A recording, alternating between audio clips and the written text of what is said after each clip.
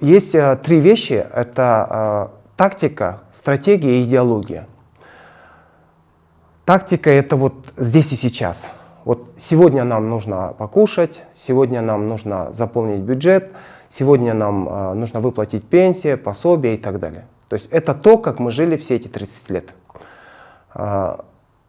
Почему это не может принести результата? В том же 2005 году я, как избиратель, был на встрече одного из кандидатов в депутаты, и когда ему задали какой-то вопрос, он сказал: ну слушайте, что мы можем поделать? Нам же нужно прямо сейчас заполнить бюджет.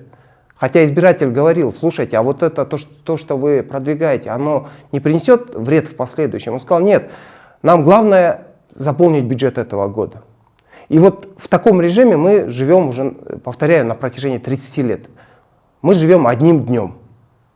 Что завтра, что послезавтра, мы не только не даем ответ, мы даже не задаем такой вопрос. Мы привыкли, что нам лишь бы день простоять и ночь продержаться. Вот эта тактическая политика, да, которая незаметно, да, мы уже истратили 30 лет. Например, мы часто говорим про Советский Союз, но Советский Союз существовал чуть больше 70 лет. Мы уже половину этого времени истратили. И какие у нас результаты? Что в Советском Союзе было сделано за 30 лет, за первые 30 лет, и что сделано нами за наши 30 лет? Вот вопрос. Выше, чем тактика, стоит, это следующий этаж, да, политики, это стратегия.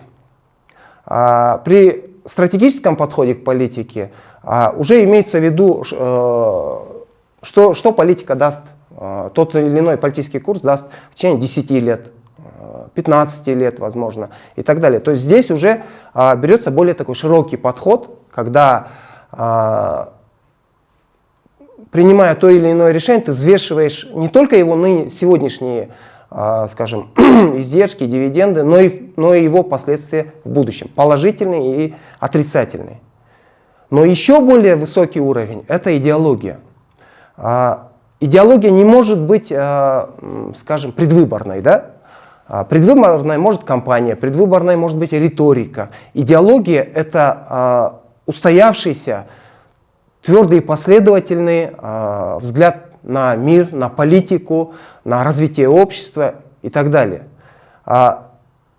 Политик, который вооружен идеологией, это политик, который не будет постоянно менять, скажем, свою позицию.